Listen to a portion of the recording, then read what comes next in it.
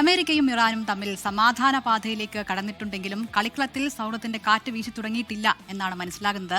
കായികരംഗത്തെ രാഷ്ട്രീയവൽക്കരിക്കാനുള്ള US ശ്രമങ്ങൾക്കെതിരെ അന്താരാഷ്ട്ര football ഫെഡറേഷന് പരാതി നൽകിയിരിക്കുകയാണ് ഇറാൻ. കളിക്കളങ്ങൾ എപ്പോഴും സൗഹൃദത്തിന്റെയും തുല്യതയുടെയും വേദികളാണെന്നാണ് പറയാറ്. എന്നാൽ പശ്ചിമേഷ്യൻ രാഷ്ട്രീയ സാഹചര്യങ്ങളും അമേരിക്കയുടെ ലോക പോലീസിംഗും ചേരുമ്പോൾ ഫുട്ബോൾ മൈതാനങ്ങൾ വെറുമൊരു കളിസ്ഥലമല്ലാതായി മാറുകയാണ്. Football unites the world. കാൽപന്ത് കളി ലോകത്തെ ഒന്നിച്ചു നിർത്തും. ലോകത്തിലെ ക്യാപ്റ്റൻസ് ആംബാൻഡിലുള്ള സന്ദേശമാണിത്. എന്നാൽ അത് വെറും അക്ഷരങ്ങൾ മാത്രമായി ചുരുങ്ങുകയാണ്.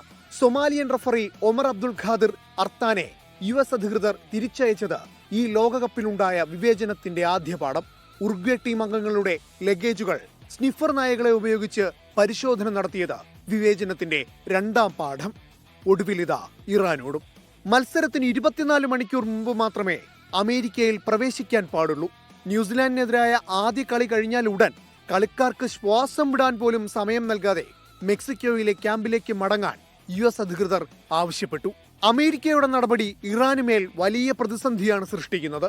ഉപരോധങ്ങളും യാത്രാവിലക്കുകളും കായികരംഗത്തേക്കും വലിച്ചിഴയ്ക്കുന്നതിലൂടെ അമേരിക്ക രാഷ്ട്രീയ വിദ്വേഷം തീർക്കുകയാണെന്ന ഗുരുതര ആരോപണമാണ് ഉയരുന്നതും. കായികരംഗത്തെ രാഷ്ട്രീയവൽക്കരിക്കുവാനുള്ള അമേരിക്കയുടെ ശ്രമങ്ങൾക്കെതിരെ അന്താരാഷ്ട്ര ഫുട്ബോൾ ഫെഡറേഷന് ഔദ്യോഗികമായി പരാതി നൽകാനാണ് ഇറാന്റെ നീക്കം.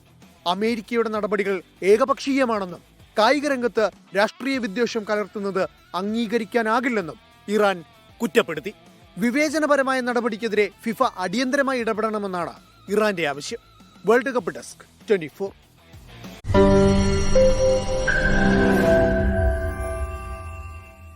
ലോകത്തെവിടെയായാലും ഏത് സമയത്തും 24 വാർത്തകളും ഓഗ്മെന്റഡ് റിയാലിറ്റി പാക്കേജുകളും എക്സ്പ്ലെയിനറുകളും വിശദമായി കാണാൻ ഞങ്ങളുടെ YouTube ചാനൽ നിങ്ങൾക്ക് സബ്സ്ക്രൈബ് ചെയ്യാം.